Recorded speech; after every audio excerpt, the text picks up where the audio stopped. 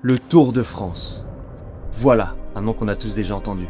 Que l'on soit jeune ou âgé, ouvrier ou diplomate, passionné de cyclisme ou simple curieux, difficile de ne jamais en avoir entendu parler. Pour certains, il annonce les vacances d'été, pour d'autres, des souvenirs en famille au bord des routes, à attendre le passage éclair du peloton. Des moments de vie qui sont devenus au fil de la légende presque intemporels. Et pourtant, vous avez bien failli ne jamais les vivre. Car en plus de 120 ans d'existence, le Tour de France a traversé d'innombrables tempêtes. Des rivalités légendaires au sommet des plus grands cols, des exploits qui défient l'impossible, des révolutions technologiques, mais aussi des tricheries, des scandales et des crises si profondes qu'elles ont parfois menacé l'existence même de la course. Au point que dès sa deuxième édition, le Tour de France aurait pu disparaître à jamais. Mais alors comment cette compétition, aujourd'hui l'un des événements sportifs les plus suivis au monde, a-t-elle survécu à tant de chaos? Et surtout, comment est-elle devenue la plus grande course cycliste de l'histoire? Pogacar s'accroche. On entend de plus en plus le retard freestyle. Laurent Fignon a perdu le Tour de France 89. De nummer 105, de Bleven. Mercedes hier gaat er mee. Plus important du Tour de France.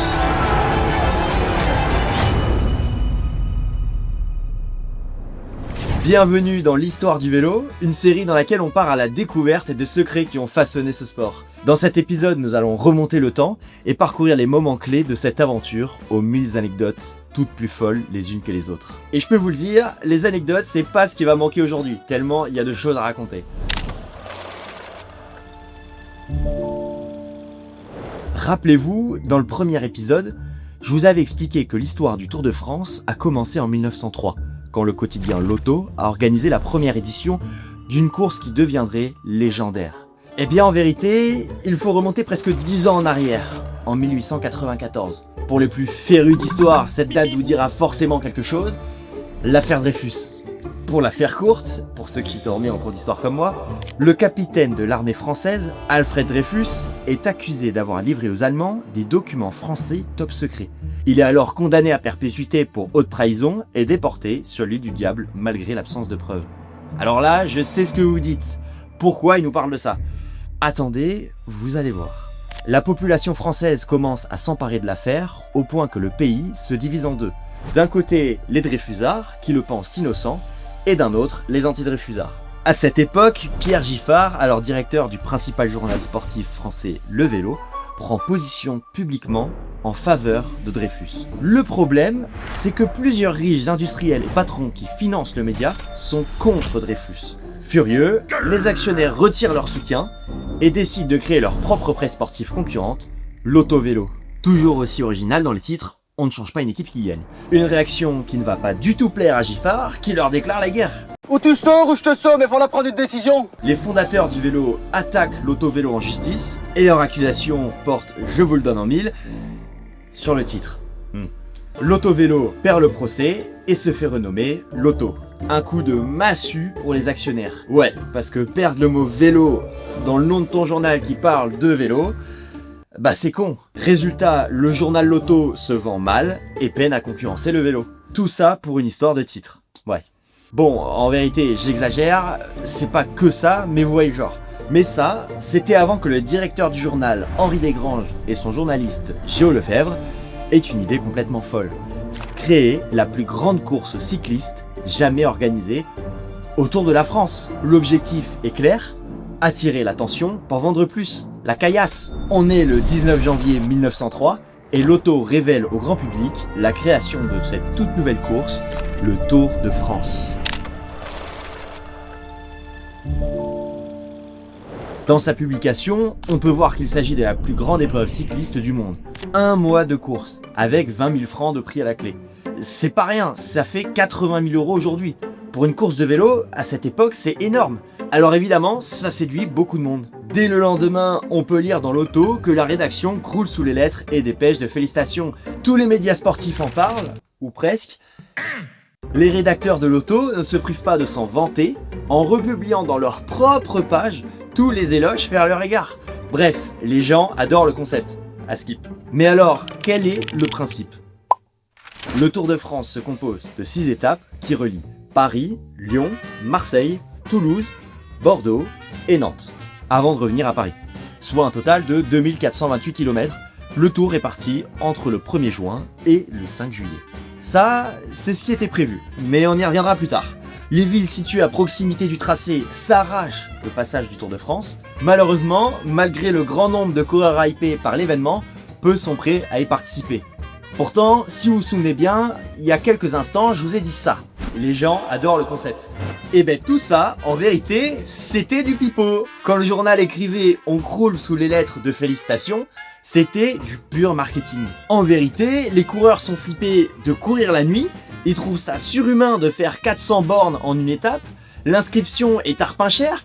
Bref, cette nouvelle compétition, elle est finalement loin de provoquer l'adhésion des coureurs professionnels. Au point qu'il n'y a que 15 inscrits à une semaine de la compétition.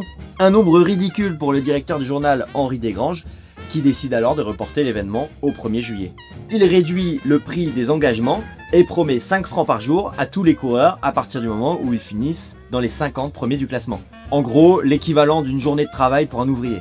Là, c'est qui tout double pour l'auto. Avec le pognon qu'ils mettent en jeu, il faut que ça marche. Et grâce à ces modifications, 60 coureurs prennent finalement le départ. Je précise 60 pour l'intégralité, parce qu'il est autorisé de participer qu'à une seule étape, si on le souhaite. Henri Desgranges annonce également que le Tour de France se fera sans entraîneur aux côtés des cyclistes, pour éviter la présence de locomotives humaines. En revanche, il emploie de nombreux contrôleurs bénévoles placés tout au long du parcours pour s'assurer qu'il n'y ait pas de triche.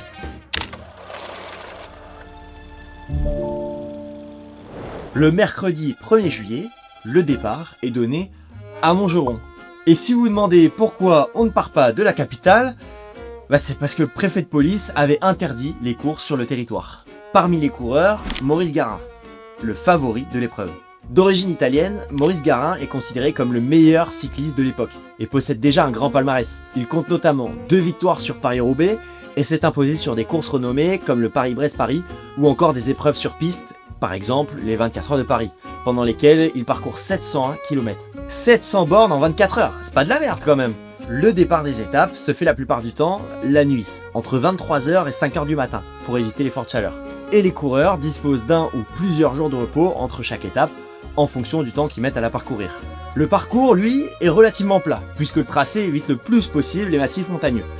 Et ce, pour 2 raisons. La première, c'est la difficulté à maîtriser les machines dans les descentes, puisque pour rappel, les bécanes n'ont pas encore de roue libre. Le seul moyen de freiner, c'est donc de maîtriser le pédalage, ce qui n'est pas des plus évidents. Ouais, on est encore loin de Christopher Froome.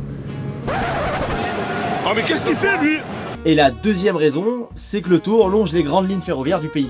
Une décision essentielle à une époque où le train est roi des transports. Grâce à lui, journalistes, organisateurs et matériel peuvent se déplacer rapidement d'une étape à l'autre.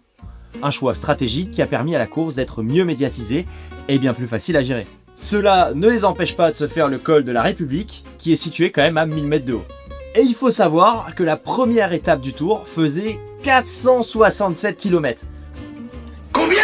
Ouais, Henri et ses potes, ils avaient peut-être un peu abusé sur la distance de la première étape. Et le premier à abandonner dans l'histoire du Tour de France, c'est ce mec, Édouard Vatelier. Pourtant, l'un des concurrents les plus sérieux de ce Tour. Il s'est arrêté à Montargis, à seulement 150 km du départ, après avoir roulé pendant 18 bornes avec un pneu crevé.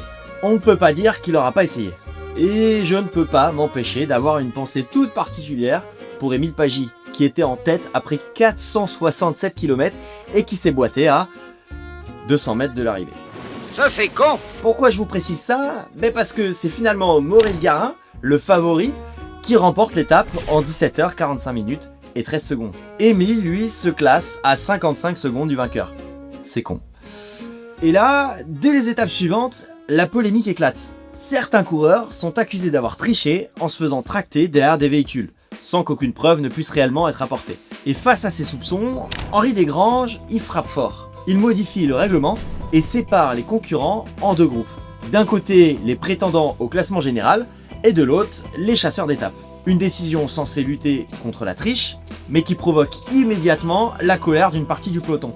Et après 2428 km d'efforts, c'est Maurice Garin, toujours lui, qui entre dans l'histoire en remportant le tout premier Tour de France. Devant Lucien Potier, qui termine avec près de 3 heures de retard. Ce qui est encore aujourd'hui le record du plus gros écart entre les deux premiers coureurs d'un Tour de France, en sachant qu'ils ne sont que 21 sur 60 à rallier l'arrivée et à figurer au classement final.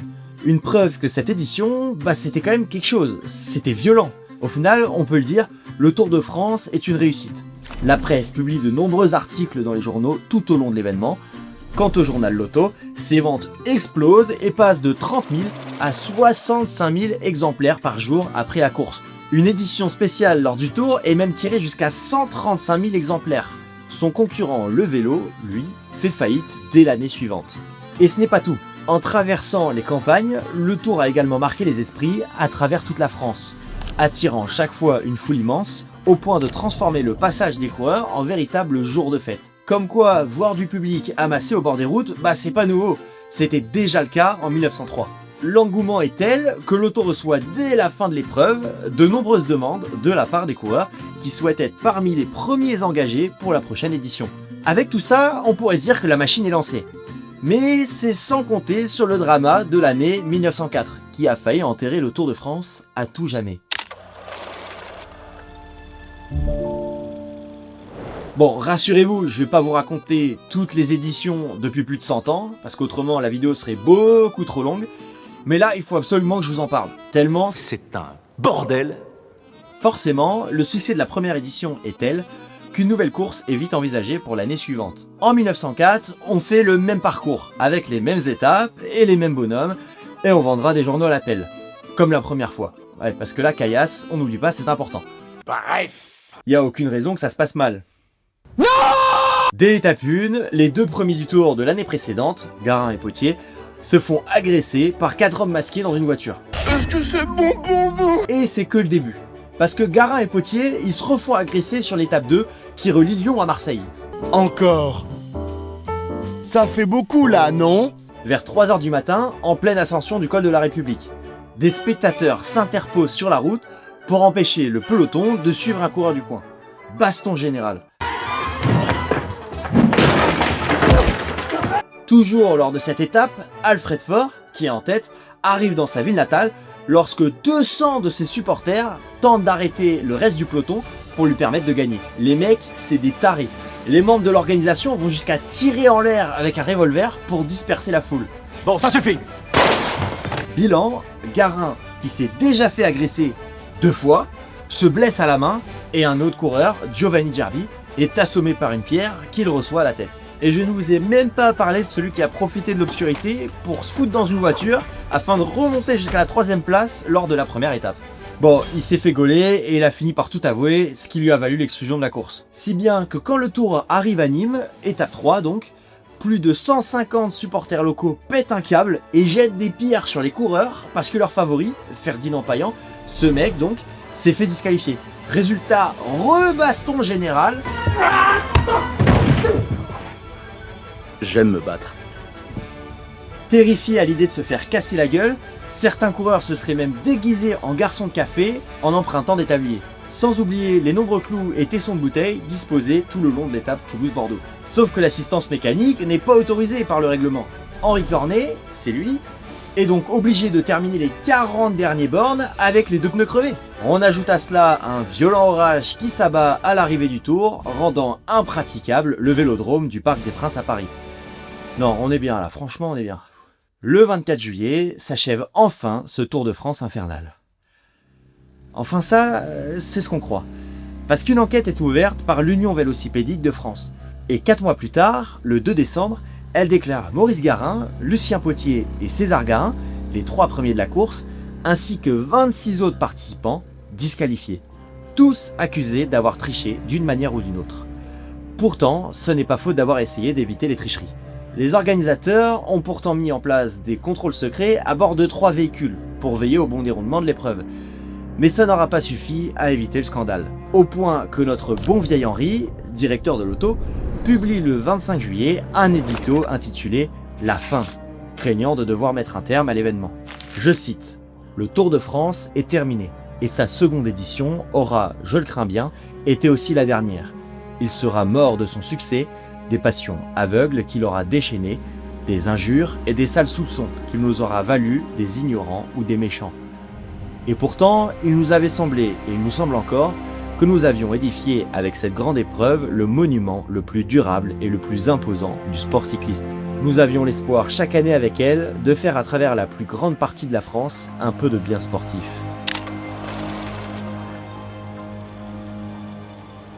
Et cet espoir, il n'a pas disparu. Je dirais même qu'il a grandi avec les années. Au point qu'aujourd'hui, le Tour de France est le 3e événement sportif le plus médiatisé au monde. Malgré une année 1904 chaotique, le Tour de France persiste et voit naître un total de 112 éditions au fil des années, 113 si on compte 2026. Pour ceux qui sont pas trop mauvais en maths, vous avez sûrement capté qu'entre 1903 et 2026, il y a plus que 113 ans. Ouais. Comme beaucoup d'événements, le Tour de France a dû s'interrompre pendant les 2 guerres mondiales. Ouais, ben ça, c'est ce que je pensais aussi.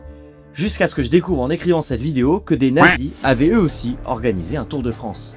Pour séduire et rassurer la population française, les autorités allemandes et le commissariat au sport du régime de Vichy souhaitent relancer le Tour de France interrompu par le début de la guerre. Le nouveau directeur de l'auto, Jacques Godet, qui a succédé à Henri Desgranges, mort en 1940, refuse catégoriquement d'organiser la course. C'est d'ailleurs lui qui fondera plus tard le fameux journal L'Équipe.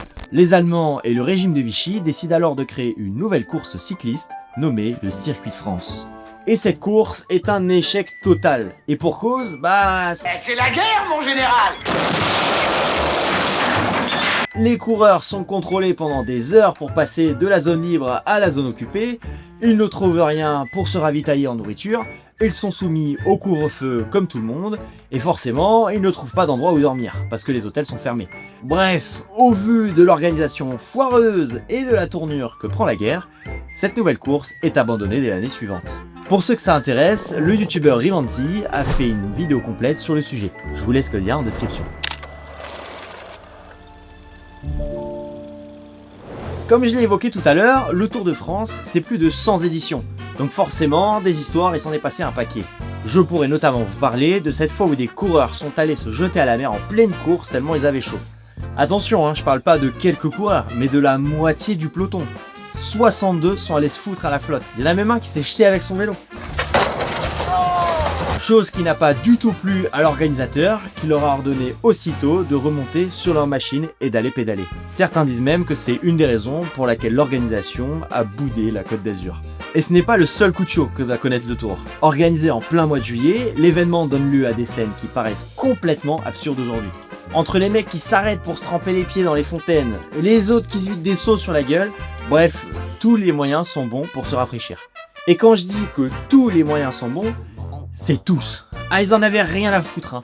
S'il fallait boire autre chose que de l'eau pour s'hydrater, ils s'en privaient pas. Ça, c'est un des moments les plus importants du Tour de France, c'est la chasse à la canette. Ils entrent dans les bistrots, ils bousculent tout le monde. Ils ne vont pas jusqu'à piller, mais enfin, ils réclament, ils prennent n'importe quoi, du vin rouge, du champagne, de la bière, même de l'eau, quand ils ne trouvent pas mieux. Et en général, c'est ce qu'ils devraient prendre, c'est de l'eau. Un coureur peut perdre jusqu'à 4 kilos, et à vrai dire, jusqu'à 4 litres de sueur. Alors il faut boire, il faut boire. D'ailleurs, en 1950, la même année où les coureurs se sont foutus à la mer, un coureur nommé Abdelkader Zaf s'effondre sur le bord de la route. L'histoire ne dit pas comment, mais Zaf est pris en charge par des viticulteurs qui lui servent très gentiment à boire. Le problème, c'est que quand un viticulteur vous donne à boire, c'est rarement de l'eau. Résultat, une fois remis d'aplomb, Zaf reprend la route du Tour, mais à l'envers. À la boulette. On raconte que le mec puait le vin à 10 mètres alors qu'il avait la réputation de ne jamais boire une goutte d'alcool. C'est quand même con. D'ailleurs, saviez-vous qu'une personne qui ne boit pas d'alcool se dit abstème? Mais qu'est-ce que j'en ai à foutre, moi? Fallait que je vienne vous le dire. Bah, je m'en branle. Et surtout, il était chargé en amphétamine. Et anecdote dans l'anecdote, Zaf profitera de cette célébrité soudaine pour devenir l'ambassadeur de plusieurs marques de vin. Puisqu'on parle de ravitaillement, il faut aussi que je vous raconte la triche de génie de ce gars. Comme je vous disais, à l'époque, c'était pas rare de voir des coureurs s'arrêter pour boire un café. Et en 1936, à Le Bar, un village entre Pau et Bordeaux, est installé un stand de distribution de bière. Tout le peloton s'arrête, sauf Julien Moineau. Il en profite pour s'échapper et remporter l'étape. Sauf que ce que personne ne sait, c'est que les types qui ont monté le stand, c'est ses potes. Alors ça, c'est très tordu, mais bougrement intelligent. Dans les histoires insolites, on a également ce mec, Eugène Christophe, qui après avoir heurté une grosse pierre et cassé sa fourche, va marcher 10 km jusqu'au village de Sainte-Marie de Campan, où il va trouver une forge et réparer lui-même sa fourche. Mais quand je dis lui-même, c'est vraiment lui-même quoi. Bah oui, en 1913, le règlement interdit encore toute assistance pendant la course. Et le pire, c'est qu'il reçoit quand même une pénalité de 3 minutes parce que le directeur de l'équipe Automoto a porté une réclamation. Vous n'êtes pas prêts pour le motif, Eugène a reçu l'aide d'un enfant pour actionner le soufflet du forgeron.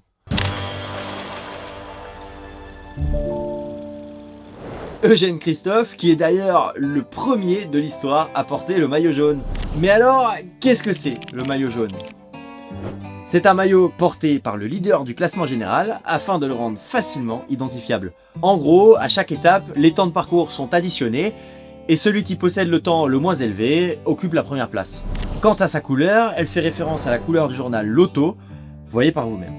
Bon, le maillot jaune n'est pas le seul que les coureurs se disputent, il y a également le maillot blanc. Son rôle est exactement le même, c'est-à-dire récompenser le leader du classement général. À une exception près, il est réservé aux moins de 26 ans. Le but est vraiment de mettre en valeur les jeunes espoirs. Le maillot vert, quant à lui, récompense le coureur qui cumule le plus de points dans les classements individuels. Ouais, parce que je ne vous ai pas dit, il n'y a pas que le chrono qui compte. Chaque étape rapporte des points en fonction d'un barème précis. Le maillot à pois met en lumière le meilleur grimpeur, pour lequel on comptabilise que les passages au sommet des cols. Car bien que l'organisation évitait les massifs montagneux lors des premières éditions, les épreuves de montagne sont devenues au fil du temps les plus disputées et les plus réputées.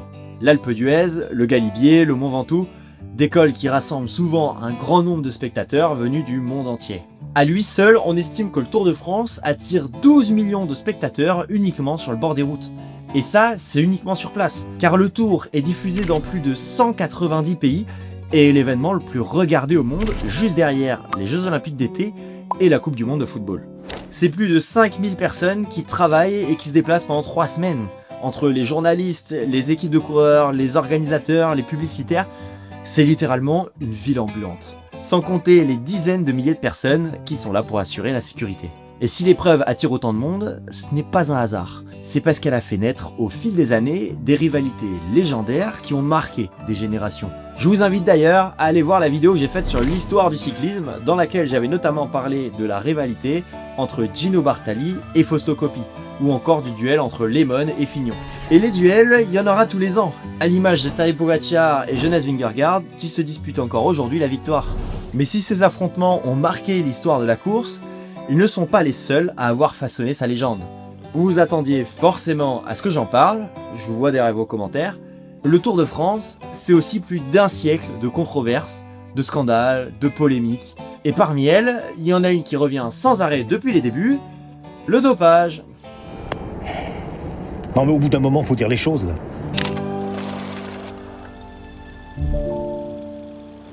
Qu'on le veuille ou non, il serait absurde de faire comme si le dopage n'avait jamais existé au Tour de France. C'est d'ailleurs le sujet qui est le plus ressorti dans les commentaires de ma dernière vidéo sur l'histoire du vélo de route, que je vous invite d'ailleurs à aller voir. Vous avez d'ailleurs été nombreux à me faire un retour positif sur la vidéo, et je vous en remercie, mais vous avez été aussi nombreux à me dire en fin de message « Ouais, mais t'as oublié de me dire que lui il était dopé ». Et vous avez raison. Mais je me suis pas amusé à le mentionner parce que sinon la vidéo ne se serait jamais finie. Soyons honnêtes. Si on devait donner tous les noms de ceux qui se sont dopés depuis la création de la course, eh ben on n'aurait jamais fini quoi.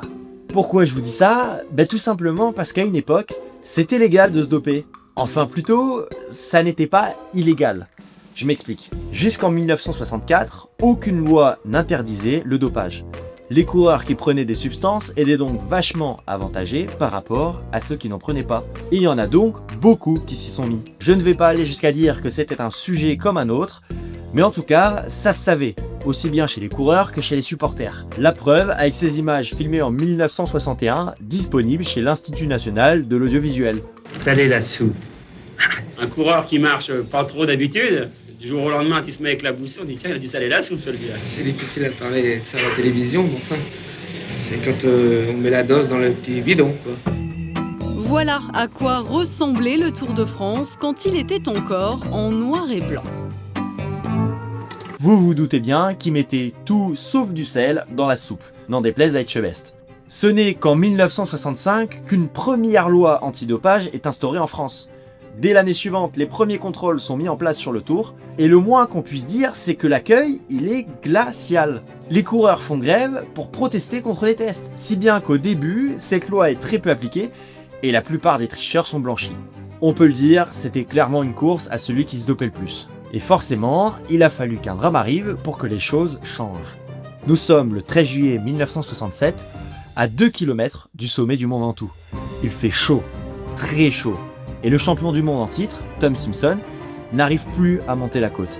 Des supporters le poussent pour l'aider à reprendre sa route, mais il s'effondre sur son guidon et meurt de fatigue. Des amphétamines sont retrouvées dans ses poches, son urine et son sang. Des substances qui lui ont permis d'ignorer la fatigue, le faisant dépasser la limite de ses forces.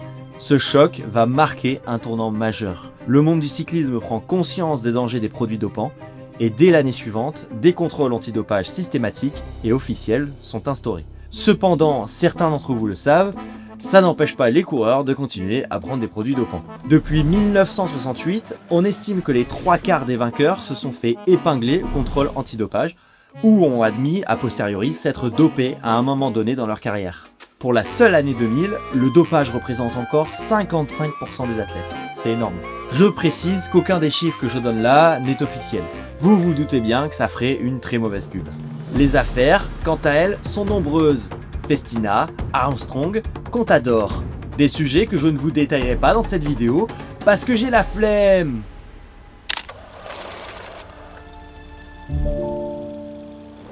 Bon ok, un petit mot quand même sur la triche.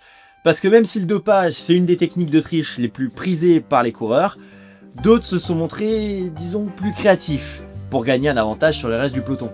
Alors on l'a vu, ce n'est pas nouveau du tout, puisque les premiers cas de triche ont été recensés dès l'année 1903, avec ceux qui se sont fait gauler en train de descendre du train avec leur bicyclette à l'arrivée de la première étape Paris-Lyon. Malheureusement, ils ont eu la mauvaise idée de prendre le même train que les commissaires de course. Je pourrais également vous parler de ce mec, Jean Robic, qui a littéralement mis 9 kg de plomb dans sa gourde pour aller plus vite en descente. Bon, hélas pour lui, ça rendait l'équilibre du vélo très mauvais, au point qu'il s'est laté la gueule. On peut dire que son idée était bidon. C'est rigolo. Bon, en vérité, pas si bidon que ça, puisque ça ne l'a pas empêché de remporter le Tour de France en 1947, sans jamais avoir porté le maillot jaune avant le tout dernier jour. Des billes de plomb, d'ailleurs, ce n'est pas la seule chose qu'on peut mettre dans un bidon. Vous saviez ça ? J'écoute. On pourrait y mettre, je sais pas moi, du poison pour empêcher un coureur de gagner, par exemple. Mais c'est pas possible d'entendre des conneries pareilles! Et je ne plaisante pas, c'est vraiment arrivé. En 1911, dans les Pyrénées, un coureur, Paul Duboc, compte 10 minutes d'avance sur ses poursuivants, quand soudain, il est pris de vomissements et d'une diarrhée violente. Il s'effondre et finit l'étape avec 4 heures de retard. L'enquête révélera plus tard que Paul a été empoisonné par un membre de l'entourage de son rival, François Lafourcade, par un autre Paul qui avait trafiqué la gourde qu'il lui avait tendue. Salaud! Ah non, mais quand je vous dis que les mecs sont prêts à tout pour gagner, je ne déconne pas. Après, la question, c'est de savoir si vous préférez vous faire empoisonner ou vous éclater la gueule parce qu'on a scié votre guidon, quoi. Quand je vous dis que les mecs sont prêts à tout pour gagner, je ne déconne pas. Ouais, ça aussi c'est vraiment arrivé. Et évidemment, le Tour de France n'est pas que des sabotages et des laxatifs, c'est juste qu'en plus de 100 ans, il est normal qu'il se soit passé plein de choses. Si je vous en parle, c'est parce qu'avec le recul, ça reste assez drôle, et ça révèle quand même l'ampleur du délire. Car en réalité, le Tour de France, c'est avant tout une histoire humaine, qui rassemble. Une histoire faite de souvenirs, de courage, d'échecs, et parfois même de folie. Derrière chaque maillot jaune, chaque victoire d'étape ou chaque photo devenue célèbre, il y a une aventure, une épopée qui traverse les générations et qui rassemble des millions de personnes chaque été. Un événement qui perdure depuis 1903 et qui a vu depuis sa naissance des milliers de cyclistes prendre le départ. Chacun d'eux a alors contribué à écrire un petit morceau de cette légende.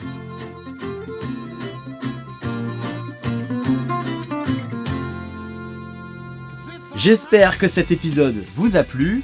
Si vous avez apprécié ce format et que vous voulez qu'on continue cette série, n'hésitez pas à me le dire en commentaire, ça fait super plaisir. Vous avez été plus de 500 à commenter les premières vidéos de cette série.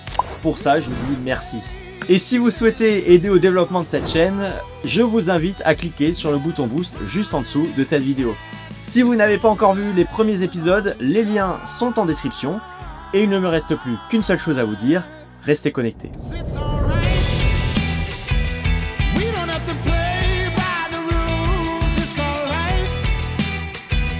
We can pick and choose.